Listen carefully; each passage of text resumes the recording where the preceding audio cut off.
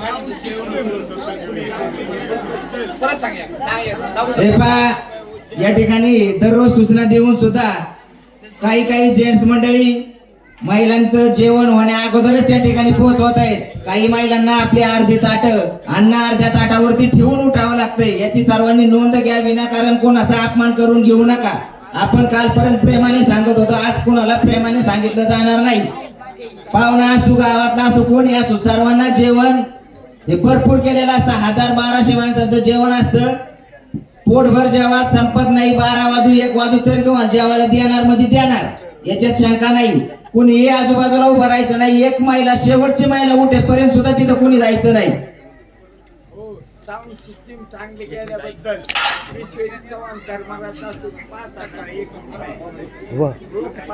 Recording होते इथे.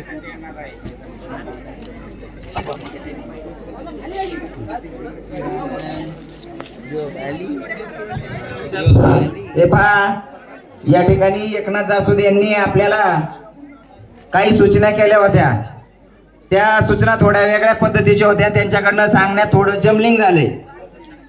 आपल्या ग्रामस्थांच्या वतीनं या ठिकाणी असं ठरलेलं आहे की पुढल्या वर्षी जर कथा करायची असेल, आपणा सर्वांना ती जर आवडली असेल तर आपण त्या गोष्टीवरती विचार करून ती कथा या ठिकाणी मोठ्या प्रमाणात करण्याचं नियोजन होईल. त्यासाठी ज्या ग्रामस्थ मंडळींना किंवा बाहेरून कोणी मान्यवरांना कोणाला स्वइच्छेने देणगी द्यायची असेल तर आपण ती आपली नावं उद्या या ठिकाणी द्यायची. आपलं परवा आपण त्या ठिकाणी ती नावं जाहीर करणार आहोत.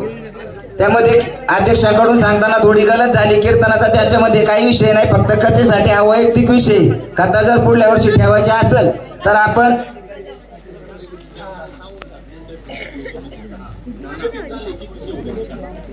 या ठिकाणी कथेचं शहाजी विजय जासुदे यांनी कथेसाठी होणारा जो खर्च लागेल ते द्यायचं त्यांनी मान्य केलेला आहे. आणि दुसरा विषय, आपल्या शेडसाठी किंवा बाकी वैयक्तिक खर्च लागतो त्यासाठी वैयक्तिक ग्रामस्थांना किंवा काही मान्यवरांना आपली त्या ठिकाणी देणगी द्यायची असेल तर आपण आपली नावं उद्या त्या ठिकाणी जाहीर करायची अशी आपणास विनंती असेल. कोणावरही बळजबरी नाही, आपल्या मनाने द्यायची असेल तर द्या.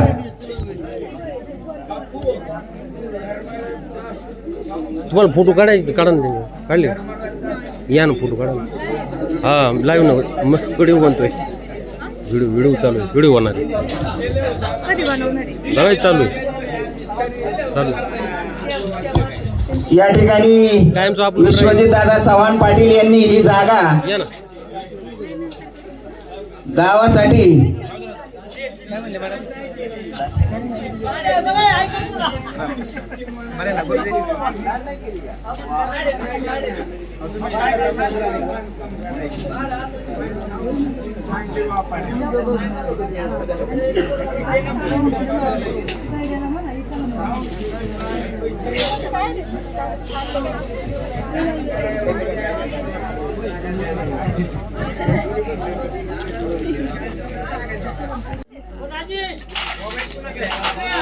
पुढे नीट उभे राहा.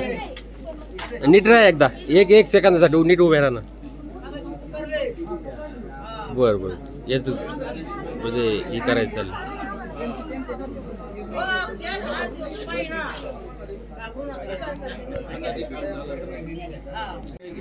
श्री कृष्ण भगवान और जिनका पात्र कीजिए, इस पात्र के लिए ये तैयार हो.